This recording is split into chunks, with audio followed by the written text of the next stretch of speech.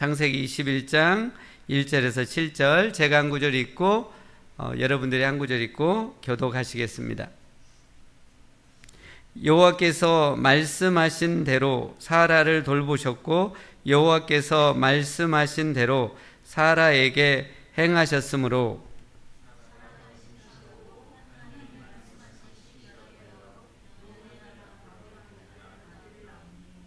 아브라함이 그에게 태어난 아들 곧 사라가 자기에게 낳은 아들을 이름하여 이삭이라 하였고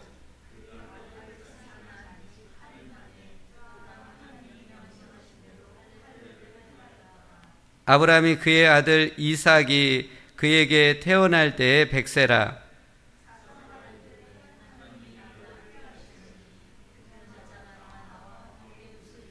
함께 읽겠습니다. 또 이르되 사라가 자식들을 젖먹이겠다고 누가 아브라함에게 말하였으요마는 아브라함의 노년에 내가 아들을 낳았도다 하니라. 아멘. 창세기 21장에 이르러서 드디어 아브라함이 100세의 나이에 노년의 나이에 하나님께서 75세 때 약속하신 그 약속의 아들 이삭을 낳게 됩니다. 100세 때 그리고 사라 나이 90세 때 이 약속의 아들 이삭을 낳고 나서 아브라함과 사라가 기뻐하는데 누가 더 기뻐했을까요? 네, 이 이삭을 낳은 엄마 사라가 더 기뻐하고 감격해 하는 것이 오늘 성경에 중점적으로 나오고 있습니다. 오늘 100세 때 아브라함과 사라가 아들 이삭을 낳는 걸 통해서 하나님께서 우리에게 들려주시고자 하는 말씀은 하나님을 믿고 바라는 자는 결국 기쁨의 웃음을 짓는다는 것입니다. 지금 아브라함이 100세 때 사라가 90세 때 노년의 나이에 낙이 없고 기쁨이 없을 것만 같았는데 사라가 자기 90세 평생의 일생 중에 가장 큰 기쁨, 가장 큰 감격을 일으켜 주시는 것을 보게 됩니다. 즉 하나님을 믿고 바라는 자는 결국은 나이에 상관없이 리타이어에 상관없이 하나님께서 역사하실 때 놀라운 기쁨을 주는 것을 오늘 말씀을 통해서 살펴보길 원합니다. 하나님께서 아브라함에게 또 사라에게 말씀하시고 약속하신 것 그대로 오늘 1절 보시면 말씀하신 대로 하나님이 말씀하신 대로 아들 이삭을 또 100세 때 90세 때 낳게 되었을 때 얼마나 이 아브라함과 사라가 기뻤던지 그 이름을 이삭이라고 지었습니다. 이삭의 뜻은 웃는 자라는 뜻입니다. 이 아브라함과 사라에게 너무나 큰 웃음을 준 기쁨을 준 그 아들 이삭인 것을 보게 됩니다. 이삭을 낳고 노년에 아브라함과 사라가 얼마나 크게 기뻐하며 이 이삭을 키우면서 웃으며 그렇게 지냈겠습니까? 오늘 성경 6절을 보시면 사라가 아들 이삭을 낳고는 하나님께서 자신에게 웃음을 회복시켜 주셨다. 그리고 자신뿐만 아니라 이 이삭 아들로 인해서 자기 주변에 있는 사람들이 함께 기쁨의 웃음을 짓는다라고 고백하고 있습니다. 사랑하는 성도 여러분, 요즘 최근에 웃고 계십니까? 하나님이 근데 우리가 잘 웃질 않아요.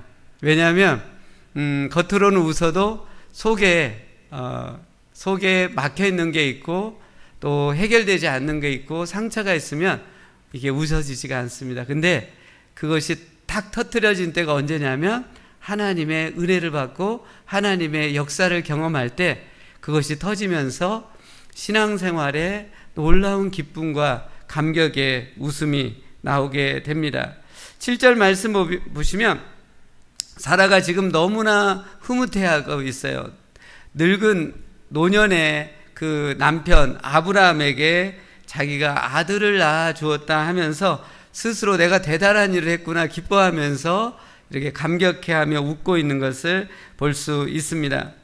아브라함과 사라는 100세, 90세의 나이였기 때문에 아이를 임신할 수 없는 그런 몸의 상태였습니다. 하지만 하나님의 초자연적인 역사로 아이를 낳았고 지금 크게 기뻐하며 웃고 있습니다. 지금 사라가 이 아들 이삭을 보면서 6, 7절에 계속 흐뭇한 감격의 웃음을 짓고 있는데, 그 아들을 이삭을 보면서 사라는 마음속으로 이삭을 낳지 못할 수 있었던 여러 고비들이 생각났을 것입니다. 남편 아브라함이 믿음이 약해지면 뭐가 오게 되냐면 두려움이 오게 됩니다. 믿음이 약해져서 남편이 두려움 가운데 자신을 애굽 왕 바로와 그랄 왕 아비멜렉에게 첩으로 들어가게 했던 것들이 생각났을 것입니다.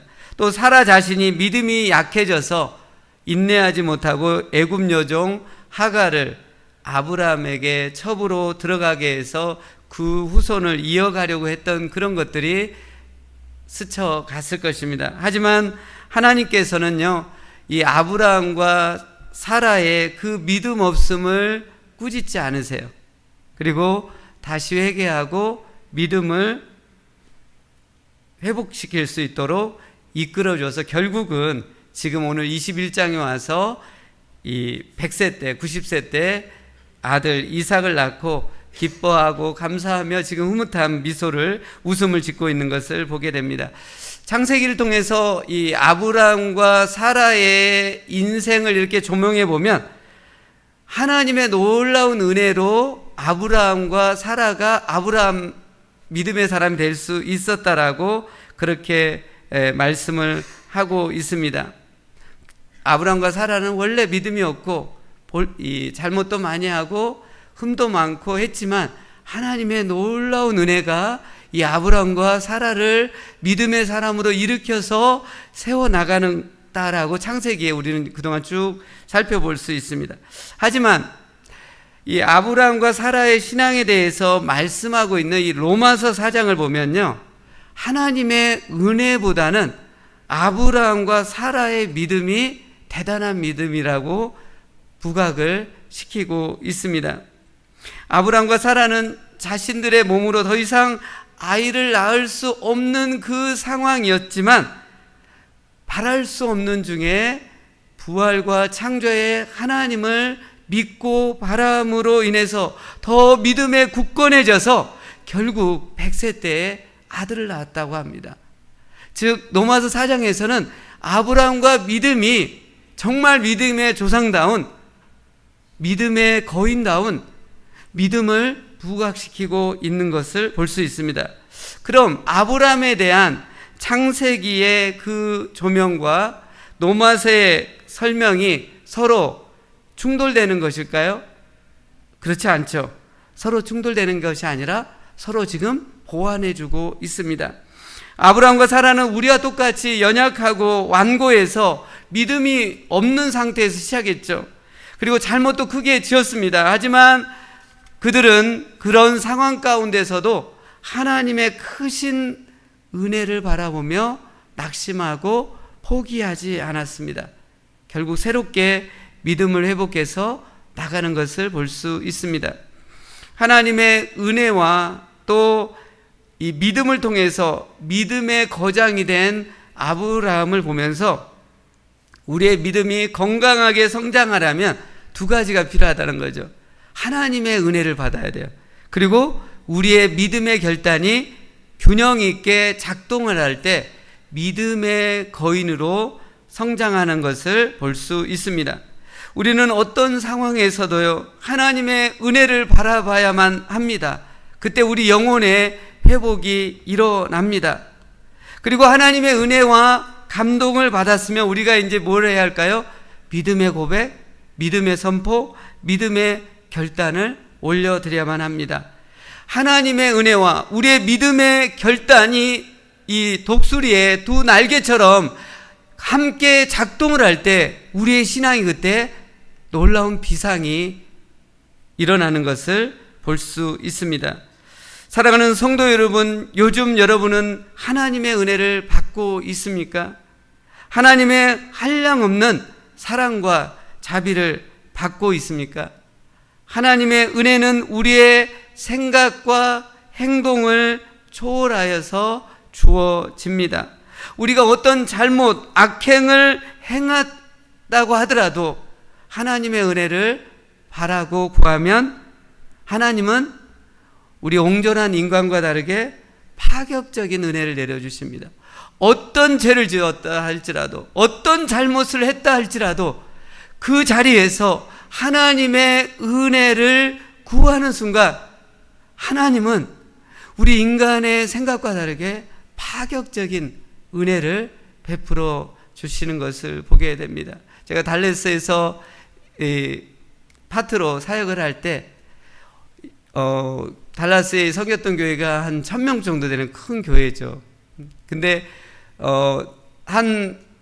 신학생 중에 한 분이 왔는데 오자마자 주일 강단을 담임 목사님이 맡기신 거예요. 그러니까 파트 사역자들끼리 우리는 주일 강단을 한 번도 쓰지 않았는데 어떻게 바로 온 사람에게 주일 강단을 맡기는 담임 목사님의 의도는 무엇인가 라고 다들 했는데, 다들 한 것은 이것은 파격적인 은혜를 베푼 거예요.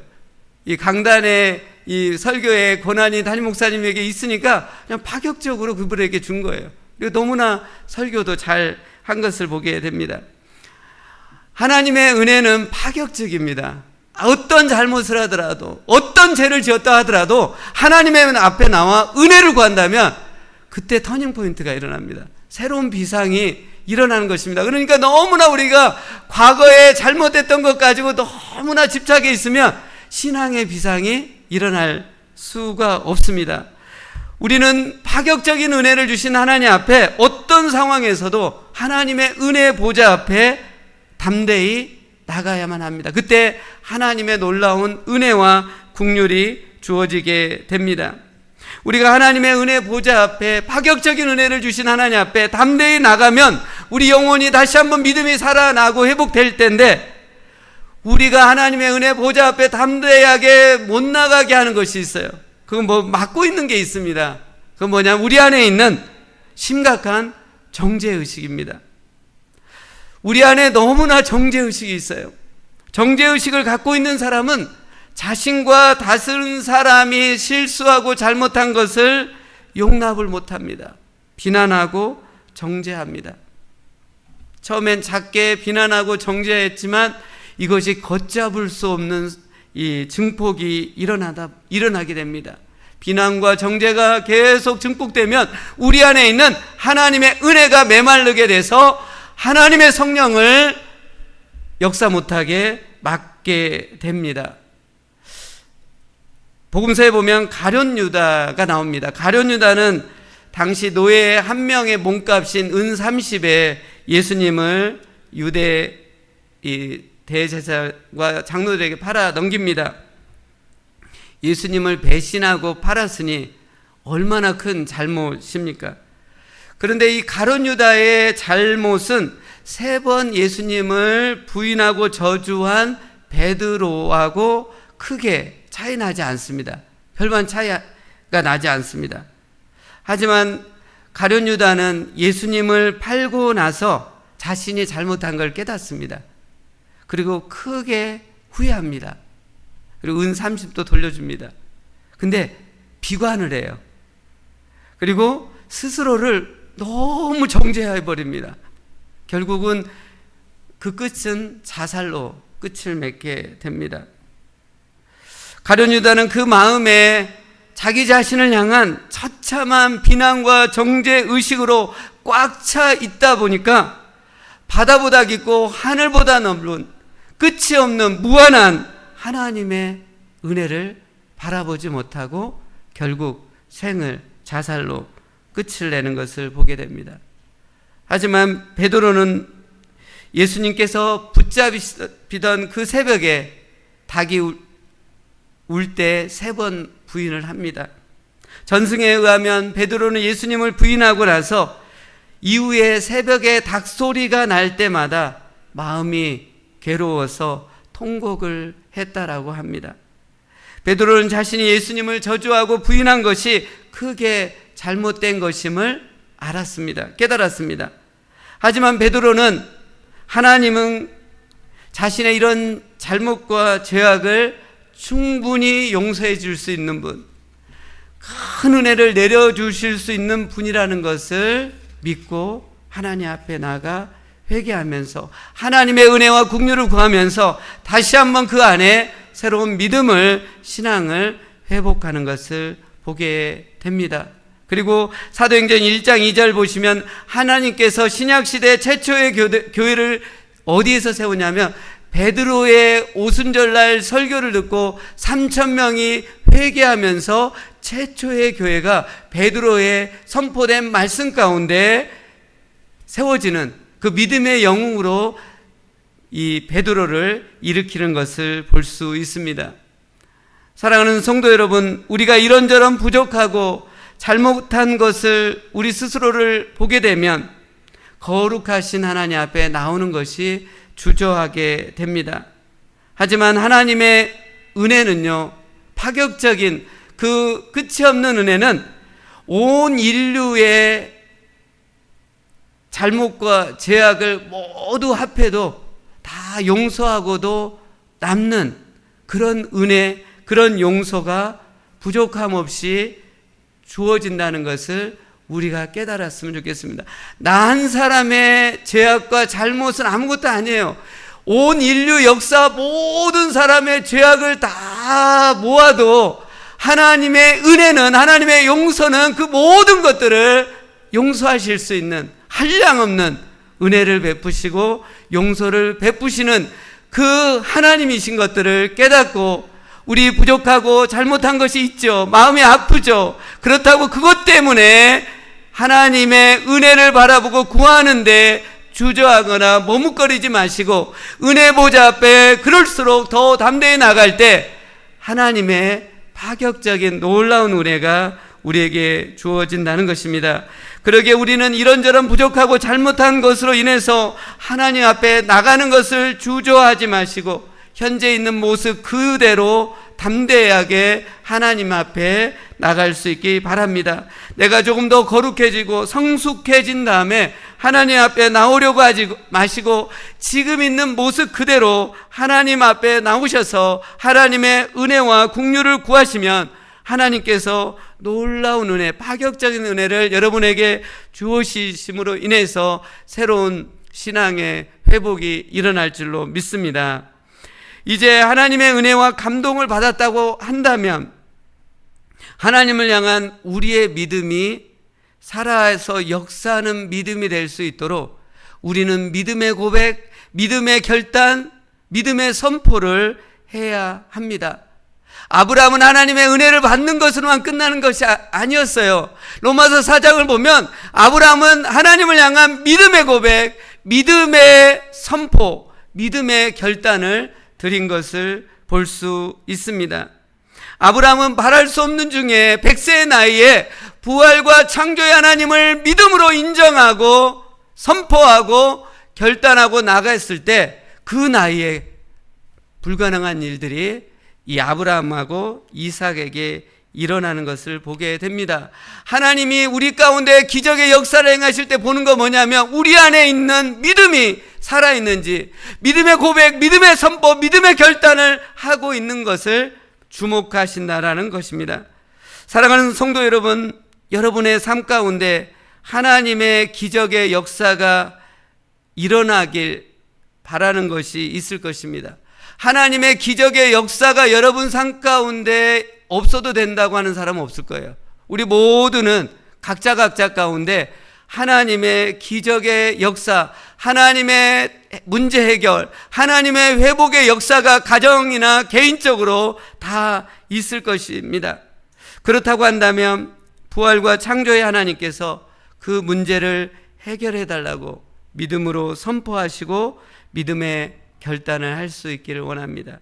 제가 대학 시절에 중국 선교사의 아버지인, 중국 선교의 아버지인 허디슨 테일러의 생애를 전기를 보면서 큰 감동을 받은 적이 있습니다. 허드슨 테일러는 19세기 중엽에 중국 복음화를 꿈꾸며 초교파 선교단체인 중국 내지 선교회를 창립을 합니다. 19세기 중엽에 세웠는데 지금까지도 OMF 다른 명칭으로 해서 지금도 선교 활동을 하고 있습니다. 이 중국 내지 선교회를 창립하여 영국과 유럽을 중심으로 수백 명의 선교사들을 일으켜서 중국의 해안가만 있는 게 아니라 내지까지 내륙까지 들어가 가지고 복음을 헌신적으로 전했습니다. 그는 다른 사람이나 어떤 다른 큰 교회를 의지하는 게 아니라 믿음 선교를 했어요. 오직 하나님 한 분만을 의지하면서 믿음으로 선교를 나갔습니다. 허드슨 테일러는 삶 가운데 믿음을 발휘함으로 하나님의 놀라운 기적을 수없이 경험하게 됩니다. 그는 하나님께서 모든 필요를 넉넉하게 채워주실 것이라는 믿음을 갖고 정기적으로 어떤 일을 했냐면, 제가 이 포인트에 감동을 받아서 저도 삶에 실천한 적이 있습니다. 정기적으로 뭘 했냐면, 정기적으로 불가능해 보이는 목표를 설정하고 간절히 기도했고, 불가능한 목표들이 전능하신 하나님의 능력으로 해결되고 응답되는 그 일들이 수없이 허드슨 테일러 가운데 일어나게 되었습니다. 사랑하는 성도 여러분, 우리는 부활과 창조의 하나님, 참 좋으신 하나님을 믿고 있습니다.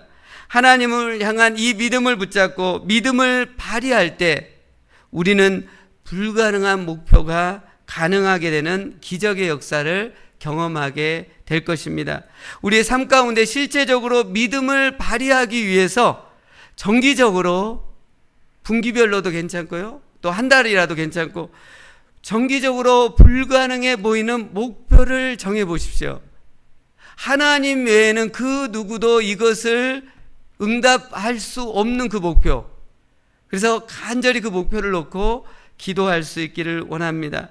이 목표를 정할 때 주의할 것이 있어요. 뭐냐면 인간적으로는 불가능한 목표를 정해야 돼요. 우리 사람은 자기 인간적으로 가능한 것을 정해놓고 응답이 되면 뭐 사람이 다 할 수 있는 것인데 하고 하나님께 영광을 돌리지 않습니다.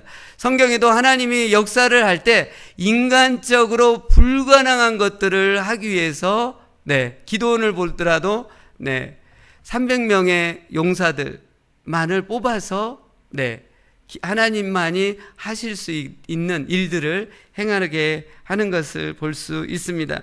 그리고 불가능한 목표의 대상은 어떤 영적인 것만이 아니라 우리 삶 가운데 해결되고 채워져야 하는 모든 것들, 재정적인 필요, 건강의 회복, 마음의 치유, 가정의 화목, 구원, 자녀들의 진로와 배우자 등등에 대해서 정말 이것은 응답되면 하나님만이 하실 수 있는 그런 것들을 정해놓고 기도할 수 있기를 원합니다. 저는 선교 사역을 오랫동안 하다가 신학의 필요를 느끼고 늦게 공부를 했습니다. 2020년 12월에 달라스로 들어왔으니까 늦게 들어왔습니다. 그래서 목사 안수를요, 사실 저 오래전에 받은 것 같지 않나요? 근데요, 1년도 안 됐어요. 작년 8월 4일날 제가 달라스에 있는 교회에서 목사 안수를 받았습니다.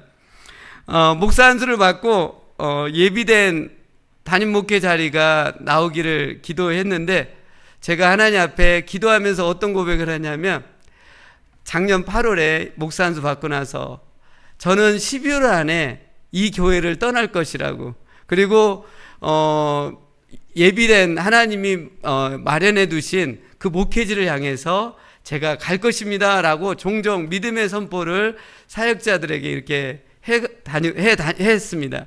그러니까 제 안에는 불안해가지고 그런 말 좀 하지 말라고, 갈 때 가더라도 가는 거지 미리 이렇게 하면은 안 되면 큰 코 다치니까 하지 말라고 했지만, 그렇게 믿음의 선포들을 하고 다녔습니다. 그리고 그러니까 작년 8월에 했으니까 12월까지 되려면 5개월 만에 제가 목회할 자리를 찾아야 되는 거예요. 근데 이것은 인간적으로 쉽지 않은 그런 상황이었습니다. 전에 제가 얘기했지만 이민 목회를 해야 하면 3영이 있어야 한다고 제가 얘기했죠. 3영, 3영. 저는 영어를 잘해야 돼요. 영주권이 있어야 되고요. 영 해야 돼요. 영. 근데 저는 3영이 3영이 없어요. 영어를 잘한 것도 아니고 영주권이 있는 것도 아니고 좀 젊죠 근데 그것도 있는 것도 아니고 3영도 없는데 했는데요. 그 불가능한 목표를 놓고 계속 선포하고 금요일마다 저희도 이 금요 예배와 기도가 있었기 때문에 맨 마지막까지 남아가지고 밤에 교회에서 기도를 그렇게 간절히 했습니다. 그리고 결국 11월 초에 우리 교회 담임 목사로 청빙이 되었습니다. 그러니까 목사 안수 받고 나서 3개월 만에 우리 교회로 청빙이 되었습니다. 할렐루야. 하나님을 찬양합니다. 이건 아니 그렇게까지 네, 리액션이 너무 이거 박수까지는 하는데 기대를 못했는데 네 하여튼 근데 이번에 제가 우리 교회 와가지고 한 6개월 지나면서 우리 교회에 대한 약간 신선감이 떨어질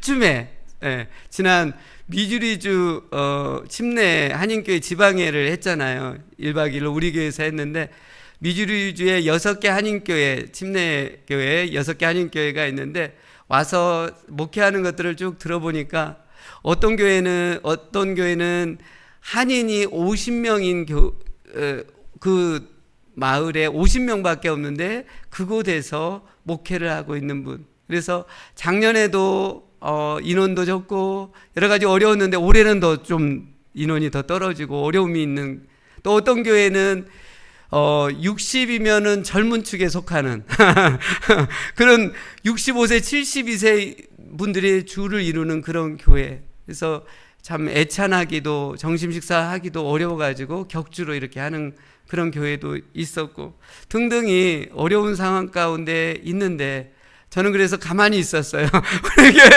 우리 교회에 대해서 가만히 있었어요. 근데 우리 교회 와서 보니까 보니까 어린 아이부터 유스, 초등부, 영유아부 다 있는 거예요. 청년들까지. 또 어르신 30, 40대, 50대, 60대, 70대 그 이상 전 세대가 있고, 또 우리 이 콜롬비아에 계속 요즘에 새가족들이 다른 교회들은 이렇게 계속 작년 대비 인원이 많이 이렇게 감소하는 그렇다고 하는데 저희 교회는 어제였군요. 어제 목요일 날 새가족 이렇게 환영회를 처음으로 우리 교회에서 했는데 한 새가족 분들 어른 아이까지 한 17분이 이렇게 오실 정도로 최근에 어제 오셨던 분만 그렇게 하는 것들을 보면서 참 이 콜롬비아 지역에서 이렇게 목회를 하고 있다는 것, 정말 좋은 교회, 또 영향력 있는 도시 이 콜롬비아에서 제가 목회를 하고 있다는 것이 정말 감사가 됐고 또 놀라다라는 것들을 새롭게 깨닫게 되었습니다.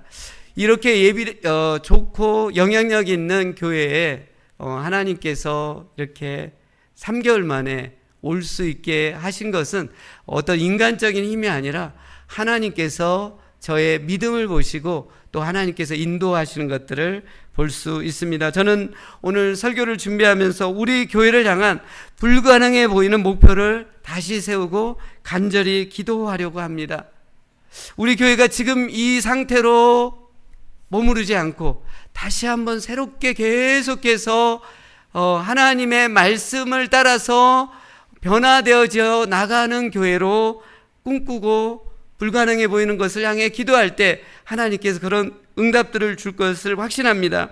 우리 교회 예배 가운데 성령님이 충만히 임하는 교회, 한 영혼을 온 마음을 다해 기도하고 섬기는 교회, 그리고 성도님들 서로 간에 협력하고 돕는 관계가 긴밀하게 이루어지는 교회가 되어져서 1차적인 교회 결과로는 사도행전 1, 2장의 오순절날 이 120명의 성도들이 성령의 강림을 간절히 기도하고 받았던 것처럼 우리 교회 주일 예배에 나오는 분들이 성령님의 임하심을 바라면서 120명의 사람들이 모이는 그런 교회로 하나님께서 성장시켜 주기를 믿음으로 정하고 기도하고 나가야겠다라는 결단을 했습니다. 지금의 우리의 수준, 우리의 상황으로는 이것이 다 불가능합니다.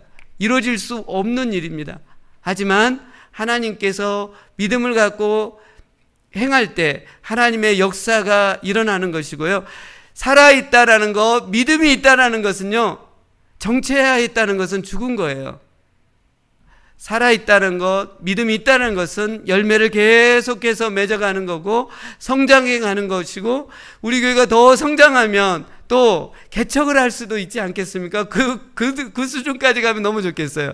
계속해서 성장해서 또 이 지역을 향해서, 제가 우리 지방의 분 중에 여기서 1시간 거리 미국 공군기지 이번에 B2 폭격기 떴던 그 지역 이름을 까먹었는데, 그 지역에 있는 침례교회가 우리 안학현 목사님께서 우리 교회를 개척하고 나서 가서 세운 교회더라고요. 저도 이번에 알았어요. 그래서 그분이 우리 교회랑 형제교회라고 하면서 너무나 저한테 친근하게 다가와서 좀 약간 당황스럽기는 했지만, 여하튼 그렇게 성장하면 개척하고 더 이 지역을 향해서 나가야겠다는 생각도 갖게 되었습니다. 교회적인 것 외에도 개인적으로, 가정적으로 불가능한 목표를 믿음으로 세우고 간절히 기도하고 나갈 때 하나님께서 우리의 믿음과 기도를 보시고 역사를 일으키시며 우리 안에, 영혼 안에 기쁨과 웃음을 회복시켜 주실 것입니다. 오늘 창세기 21장 두 번째 내용은요, 애굽 여종 하갈과 그의 아들인 이스마엘이 이삭을 놀림으로 인해서 결국 아브라함 집에서 쫓겨나가는 그런 상황이 일어나는 것을 보게 됩니다. 오늘 8절부터 한번 12절 말씀인데요, 8절에서 12절 제가 한 구절 읽고 여러분들이 한 구절 읽고 한번 교독하시겠습니까? 창세기 21장 8절로 12절입니다. 아이가 자라매 젖을 떼고 이삭이 젖을 떼는 날에 아브라함이 큰 잔치를 베풀었더라.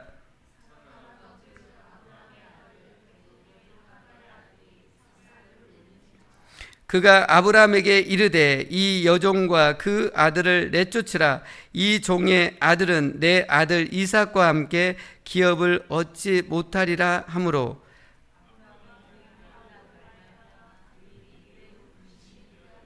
하나님이 아브라함에게 이르시되 내 아이나 내 여종으로 말미암아 근심하지 말고 사라가 내게 이른 말을 다 들으라. 이삭에게서 나는 자라야 내 씨라 부를 것임이니라. 아멘. 지금 어떤 상황이냐면요, 사라와 그 아들 이삭과 하갈과 그 아들 이스마엘 두 모자들 간에 매우 심한 갈등 관계 가운데 있습니다. 이 하갈은 사라의 애굽에서 데려온 노예입니다. 여종입니다. 근데 이 하갈이 이스마엘을 임신하고 나서 여주인 사라를 멸시하게 됩니다.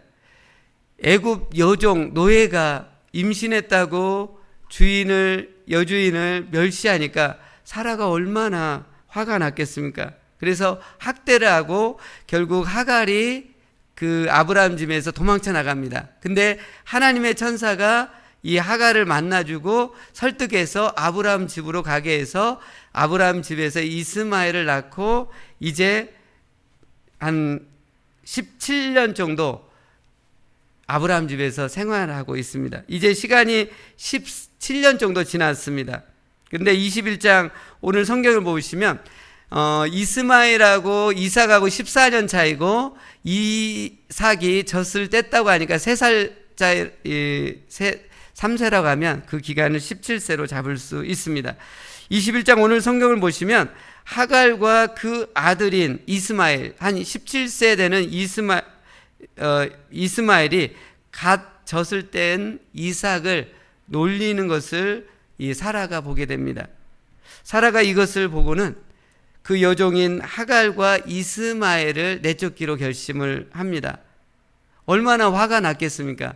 자기도 멸시를 받은 것을 너무 화가 나는데 자기보다도 더 이 3살밖에 안 된 이삭을 놀리고 멸시하니까 이 사라가 너무나 화가 나서 내쫓기로 결심을 합니다.